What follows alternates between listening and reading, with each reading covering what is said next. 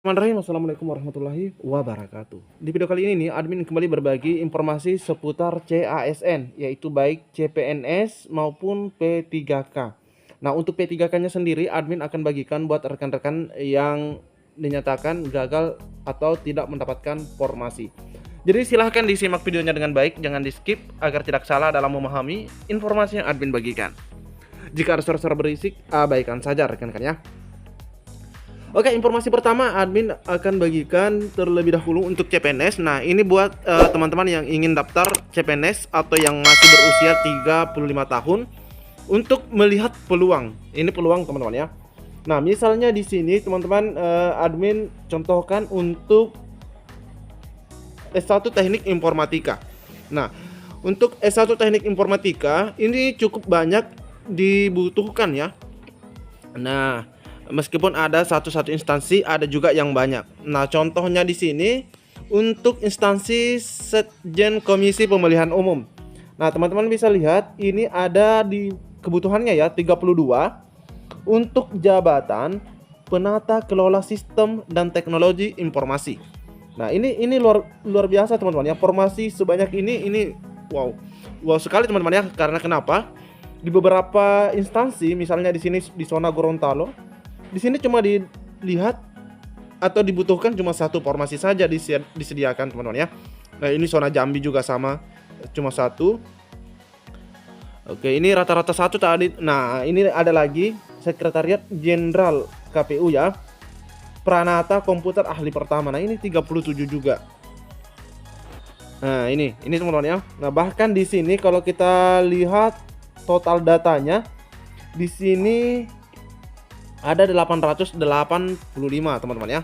Nah, di sini di pack-nya. Luar biasa teman-teman. Nah, ini cukup banyak sekali dan ini bisa dijadikan peluang. Nah, jadi kalau mau memilih formasi ya bisa seperti ini ya. Apalagi yang belum berkeluarga. Nah, ini ada lagi di zona Riau ada 35. Nah, dengan gaji 5,5 sampai 7 juta. Nah, kita bisa lihat lebih spesifik atau lebih detailnya teman-teman ya. Kita lihat apa saja pekerjaannya atau tugasnya ketika lolos. Nah, ini kita lihat. Nah, ini adalah kualifikasi yang bisa melamar ya untuk jabatan tersebut. Nah, ini ada D4 Teknologi Rekayasa Komputer, S1 Sistem dan Teknologi Informasi, S1 Sistem Informasi, S1 Ilmu Informatika dan seterusnya. Nah, teman-teman ya. Nah, ini uraian tugasnya melakukan kegiatan yang meliputi pengumpulan, pengklasifikasian, persiapan dan pelaksanaan penyuluhan, pemantauan dan seterusnya. Yang pastinya di sub bagian teknis penyelenggaraan pemilu dan hukum di lingkungan KPU kabupaten atau kota. Nah, keahlian spesifik yang diharapkan di sini tidak ada teman-teman ya. Di sini 0. Nah, ini persyaratan administrasinya. Nah, ini juga teman-teman tapi harus perhatikan ya, apakah persyaratannya bisa dipenuhi atau tidak. Nah, kalau kita lihat di sini ini tidak ada yang berat begitu teman-teman ya untuk memenuhi dokumennya. Ada pas foto, KTP, surat pernyataan, surat lamaran, ijazah asli, transkrip, sertifikat atau screenshot pada PD Dikta atau Ban PT dari akreditasi. Nah, ini ya. Ini tidak ada yang sulit jika kita lihat. Nah, jadi teman-teman silahkan pilih formasi-formasi yang seperti ini jika memang kualifikasinya memenuhi. Nah, ini lumayan banyak nah. Ini zona Jawa Tengah juga banyak. Oke teman-teman ya, jadi ini seputar CPNS dan untuk mengecek peluang. Ini sekedar contoh untuk informatika dan untuk yang lainnya ya bisa dicek sendiri teman-teman ya. Oke. Nah, kita lanjut lagi ke P3K.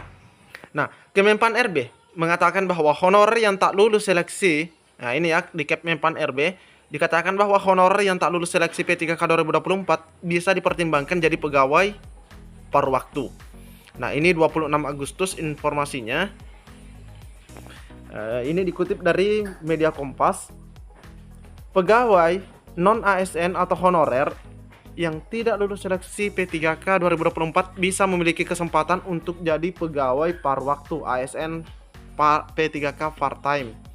Hal itu tertuang dalam keputusan Menteri Pan RB nomor 347 tentang mekanisme seleksi P3K tahun anggaran 2024 bagian ke-33. Tapi di Kepmenpan 348 juga ada kalau tidak salah teman-teman ya. Dalam hal pelamar telah mengikuti seluruh tahapan seleksi pegawai pemerintah dengan perjanjian kerja, namun tidak dapat mengisi lowongan kebutuhan, dapat dipertimbangkan untuk menjadi pegawai pemerintah dengan perjanjian kerja paruh waktu.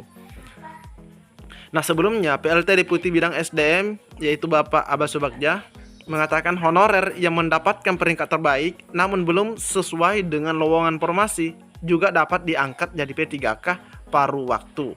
Nah, itu teman-teman ya. Adapun pelamar yang terdata sebagai tenaga non-ASN pada database BKN, sebagaimana disepakati bersama antara pemerintah dan DPR yang mengikuti proses seleksi dan mendapatkan peringkat terbaik namun belum sesuai dengan lowongan formasi, dapat diusulkan menjadi P3K paruh waktu sesuai ketentuan peraturan perundang-undangan. Kendati demikian, Kemenpan RB belum menjelaskan mekanismenya, jadi ini juga belum didetailkan mekanisme lebih lanjut terkait pengangkatan P3K part-time. Sebagai informasi, pendaftaran P3K 2024 akan dibuka sebentar lagi. Tes dilakukan dengan seleksi administrasi dan kompetensi. Seleksi P3K 2024 dilaksanakan dengan CAT dengan penentuan kelulusan berdasarkan peringkat terbaik. Nah, dilansir dari tribunnews.com, P3K paruh waktu adalah pegawai yang diangkat pemerintah dengan perjanjian kerja tertentu. Nah, seperti itu teman-teman ya. Nah, kita coba next di page keduanya.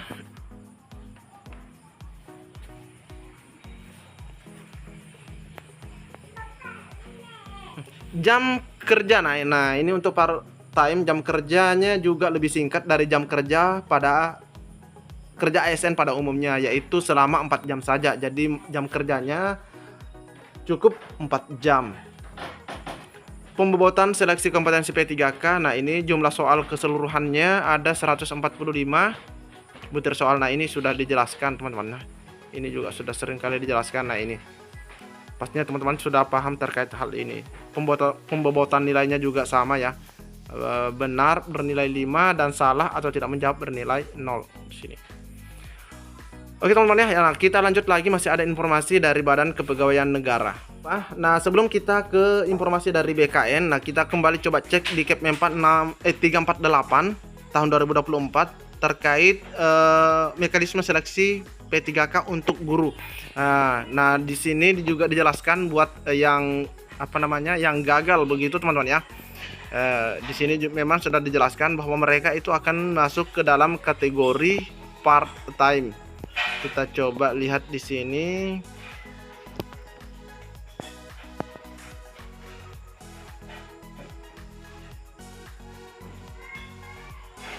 Nah, ini ya, ke-31.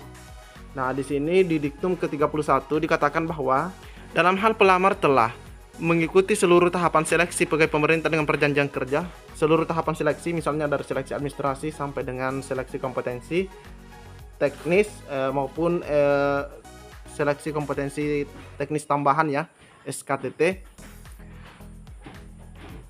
Namun masih tidak dapat mengisi lowongan kebutuhan, dapat dipertimbangkan untuk menjadi pegawai pemerintah dengan perjanjian kerja atau P3K paruh waktu. Jadi kalau teman-teman sudah mendaftar, sudah ikut seleksi administrasi terus lolos, tes seleksi kompetensi, terus sudah juga seleksi kompetensi tambahan dan teman-teman itu tidak mendapatkan formasi, maka akan dapat dipertimbangkan untuk menjadi P3K paruh waktu.